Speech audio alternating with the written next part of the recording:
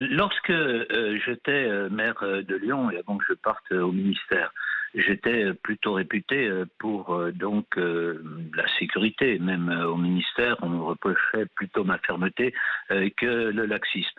Or, la nouvelle municipalité a laissé, depuis son arrivée à la tête de Lyon, se multiplier les squats, se multiplier les campements. Elle a dit qu'elle ne voulait plus développer la vidéoprotection, que Lyon était ouverte au monde, mais en même temps, si vous voulez, les mineurs non accompagnés, par exemple, qui arrivaient à Lyon, n'étaient pas pris en charge par des associations, mais logés à l'hôtel. Ça veut dire que toute la journée, ils étaient livrés à eux-mêmes.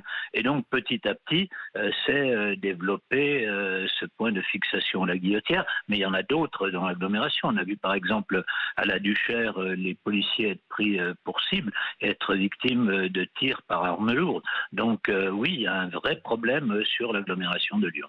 Vous disiez, au moment où vous avez quitté le ministère de l'Intérieur, vous disiez que la situation était très difficile, qu'il y avait des quartiers qui, et je vous cite, se ghettoisent. Aujourd'hui, on vit côte à côte, mais demain, je crains que l'on vive face à face. Voilà ce que vous aviez dit. Et à propos justement de l'accueil et notamment de ces mineurs isolés, vous aviez dit il faut accueillir, mais le faire bien. Est-ce que ce que vous présagiez à l'époque, c'est exactement ce que vous voyez aujourd'hui à la Duchère ou à la Guillotière ?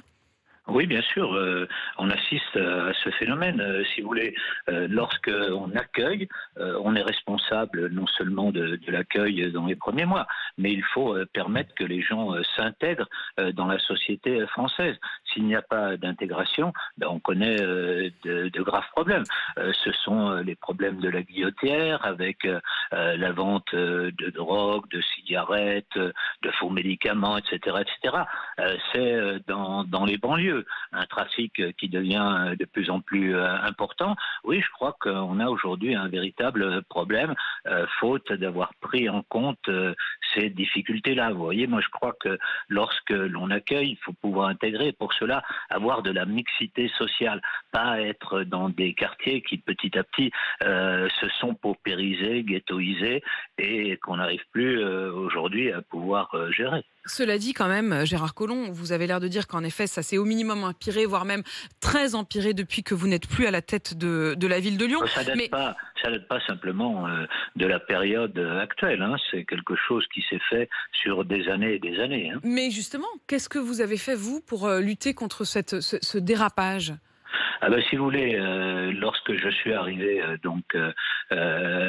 au ministère de l'Intérieur, j'ai pris un certain nombre de lois, par exemple la loi sur la sécurité intérieure, la loi sur l'immigration. Et aujourd'hui, on devrait pouvoir appliquer ces lois.